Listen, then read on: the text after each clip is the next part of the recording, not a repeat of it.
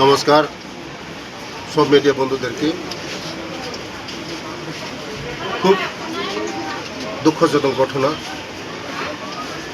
গতকাল রাত্রে ঠিক 7টা-8টার দিকে মঙ্গিয়াক আমি আমার এক কর্মীর বাড়িতে গিয়েছিলাম। তখন হঠাৎ করে পলেন দেববর্মার নেতৃত্বে আমার উপরে আক্রমণ হয়েছে। রেণু দেববর্মার বাড়িঘর পুরা তুরমুর করে দিয়েছে। প্রায় 1 ঘন্টা তাণ্ডব চালিয়েছে ওরা। বাইক 8-10টা বাইক ভেঙে দিয়েছে। ঘর পুরা 2-3টা ঘর পুরা ড্যামেজ করে দিয়েছে।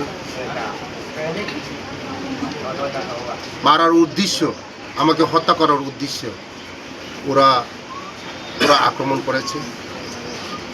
আমি বলবো হিংসার রাজনীতি কোনোদিন বেশি দিন থাকে না।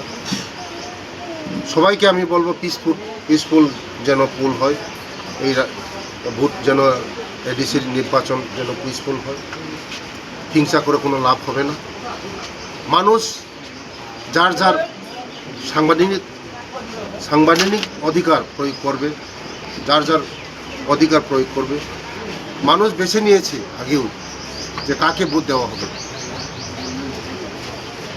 যেভাবে সারা ত্রিপুরা রাজ্যে যেভাবে সন্ত্রাস চলছে, কীভাবে মেনে নেওয়া যায় না। আমি বলবো যে আইন কাউকে রেহাই দেওয়া হয় না, আইন আইনের পথে চলবে।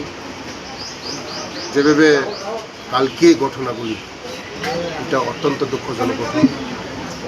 বারবার আমার উপর আক্রমণ হচ্ছে, গাড়ি ভাঙচুর করছে, বারবার বাড়ি ভাঙচুর করছে।